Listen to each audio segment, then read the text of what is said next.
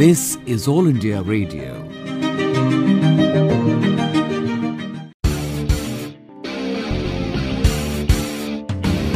जब जुड़े लोग से लोग, वोट से वोट बने, तब लोकतंत्र का सिस्टम। मतदाता जुड़ते जाए बने तब ऐसा नया कनेक्शन। मतदाता जंक्शन, हैशटैग मतदाता जंक्शन। मतदाता जंक्शन, हैशटैग मतदाता जंक्शन। नमस्कार, मतदाता जंक्शन में आप सभी का स्वागत है। मैं हूं आपका दोस्त भारत। नमस्कार साथियों, मैं हूं आपकी दोस्त भारती। ये हुई ना बात। भारती, सोन हलवाई की दुकान पर आज चुनावी चाचा आने वाले हैं, मालूम है? अच्छा। चलो अपने साथियों को वहीं ले चलते हैं, ठीक है? हाँ हाँ, क्यों नहीं भाई, हम भी तो जाने आज क्या होने वाला है।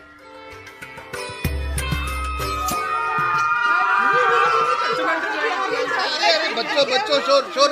अरे बच्चे कहाँ से आ गए? चलो यहाँ से, चलो। बेटा, इन बच्चों को यही रहने दो। इनको ही तो बड़े होकर देश का भविष्य तय करना है। ठीक है चाचा, रहने देते हैं, पर बच्चों चुपचाप बैठना और शोर बिल्कुल नहीं। चाचा जी नमस्ते। अरे नमस्ते बेटा, नमस्ते। अरे सुमन, तुम आज नर्स एसोसिएशन छोड़कर तुम यहाँ कैसे? चाचा जी, एक बहुत बड़ी समस्या आ गई है। अरे वो क्या? यहाँ के अस्पताल में काम करने वाली कुछ नर्सें यहीं की हैं, अच्छा। ठीक है? इसलिए उनका वोटर आईडी कार्ड है, लेकिन कुछ बाहर से आई हैं जो अपने राज्य में भी वोट नहीं दे पाती और यहाँ भी नहीं। ओह, क्योंकि उन्हें अपने वोट की ताकत का अंदाजा ही नहीं है।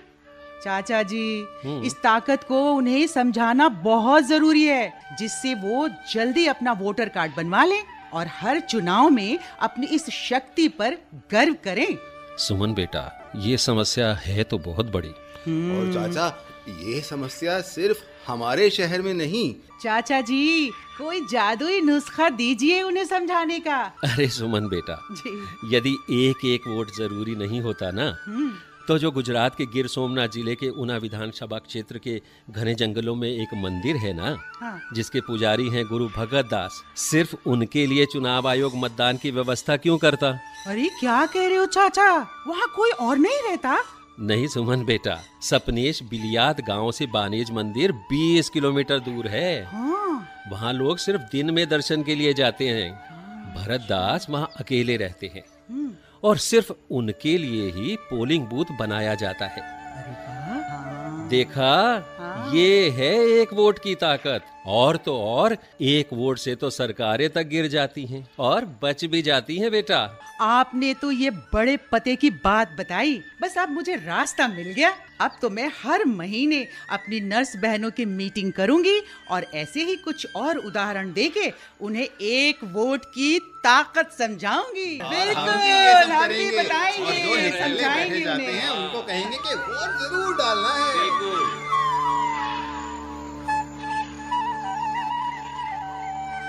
देखा भारती, सुमन दीदी ने तो सभी को जागरूक करने का संकल्प ही ले लिया है। हाँ भारत, जब मैं वहाँ उनकी बातें सुन रही थी ना, तब मैं जोर से कुछ बोलना चाहती थी कि सुमन दीदी तुम आगे बढ़ो, हम तुम्हारे साथ हैं।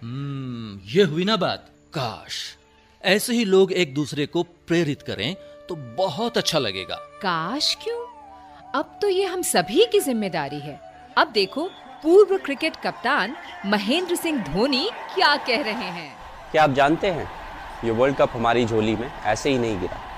हर मैच में खेले गए हर शॉट और हर बॉल का इंपॉर्टेंस था, तब कहीं जाकर वर्ल्ड कप हमारा हुआ। लेकिन इससे बढ़कर भी एक मैच है जहां आप अपनी शक्ति दिखा सकते हैं, वो है चुनाव।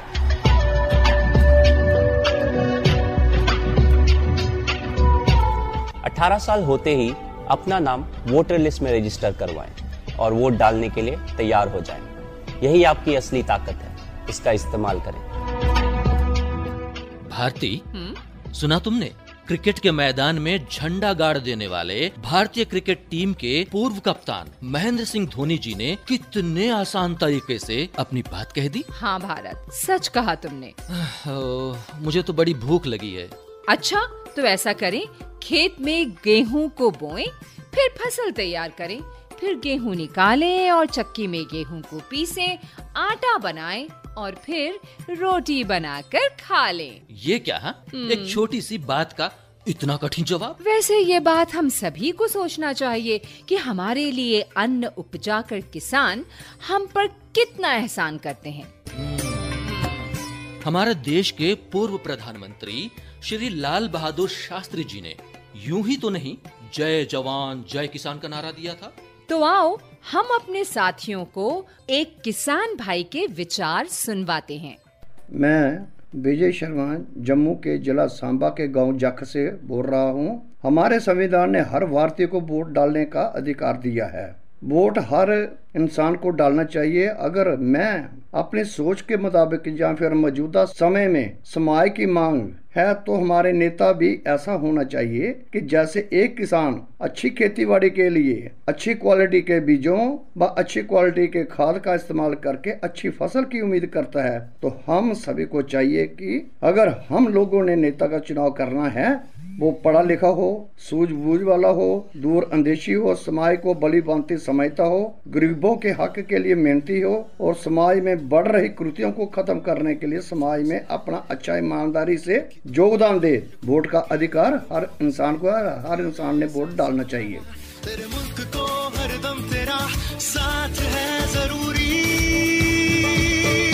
तेरी आवाज भी जरूरी, तेरा वोट भी जरूरी, तेरी आवाज भी जरूरी, तेरा वोट भी जरूरी। तो देखा आपने, हमारे किसान कितने जागरूक हैं। भारत किसान जी की बात तो सुन ली, पर ये देखो ये क्या कह रही हैं। अरे मुदिता, क्या बात है, आजकल सरोजनी नगर में रहने लगी हो क्या? हाँ कल्पना, इनका ऑफिस तो पहले से यहाँ था तो हमने सोचा घर भी यहीं बना लें। बहुत सही है। अब तुम्हें विधानसभा क्षेत्र बदलना होगा वोटिंग के लिए। हाँ ठीक तो तुम कह रही हो, लेकिन अभी तो घर बदला है। अब समझ में नहीं आ रहा है कि कौन ऑफिसों के चक्कर लगाए और कौन अपना पता बदलवाए। वही बड़ा मुश्किल काम है। ये तो बहुत आसान है, बिल्कुल एक क्लिक पे हो सकता है। फोन क्यों रखा है? www.voterportal.eci.gov.in पर चले जाओ। वहाँ जाके फॉर्म 8 पर जाके क्लिक करो और वहीं पर अपने सारे डॉक्यूमेंट्स को जोड़ दो। बस इतना ही हो गया काम तुम्हारा।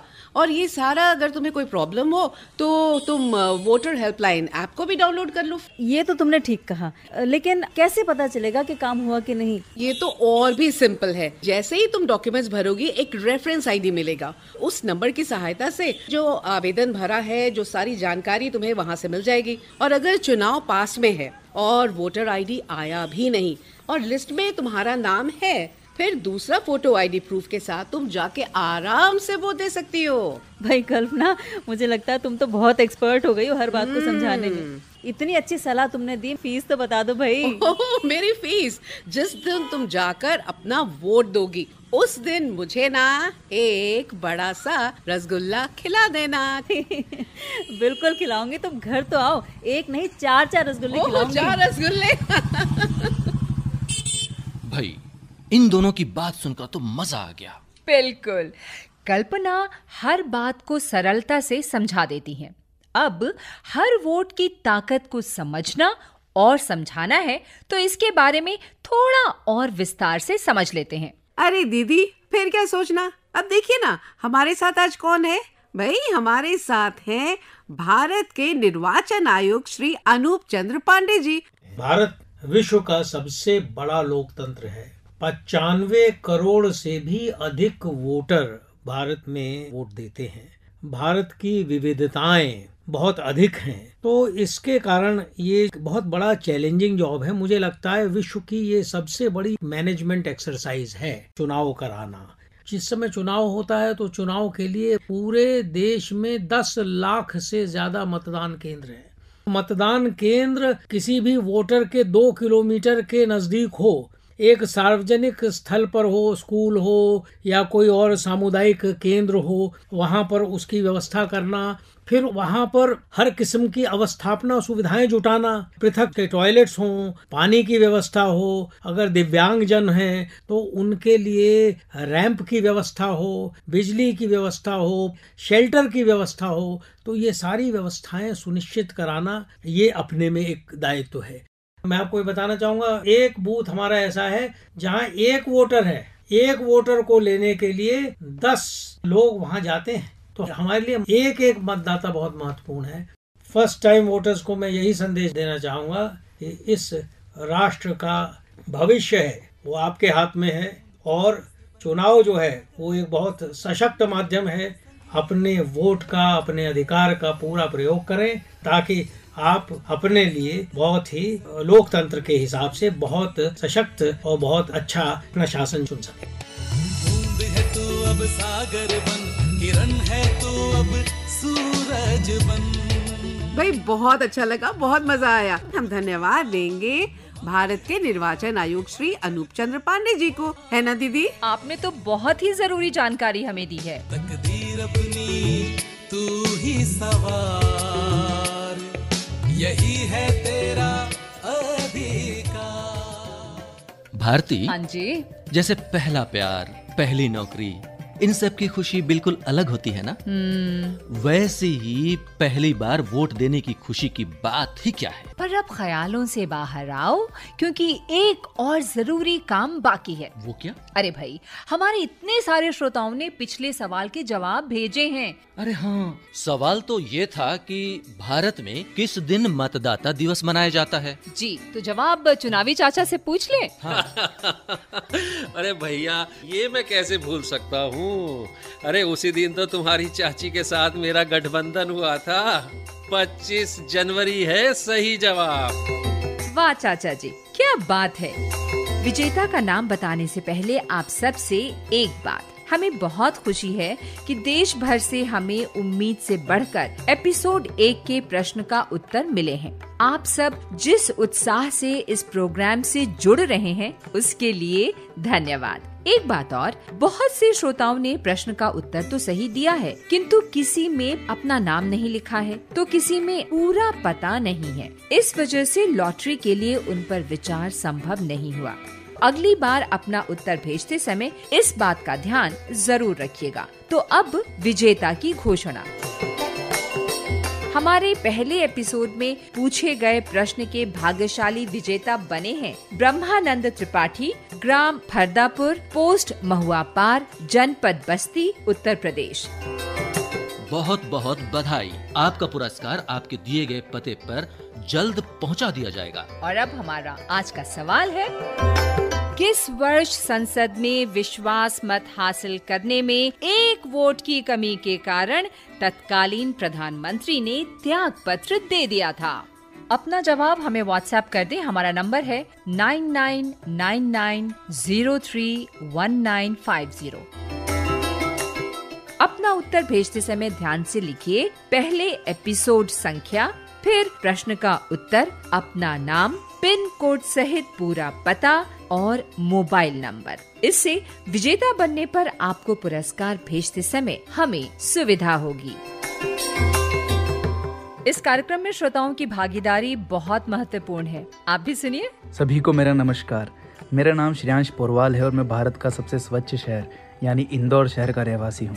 आज मैं बहुत खुश हूँ क्योंकि आज मेरा वोटर आईडी कार्ड बनकर आया है और अब से मैं भी लोकतंत्र के सबसे बड़े त्योहार में भाग ले पाऊंगा। तो आप सभी भी सही उम्मीदवार का करो चुनाव, बेईमान को मत दो भाव। आपका वोट है आपकी ताकत, लोकतंत्र की यही तो है लागत। आपके वोट से आएगा बदलाव, समाज सुधरेगा और कम होगा तनाव। जय हिंद, जय भारत।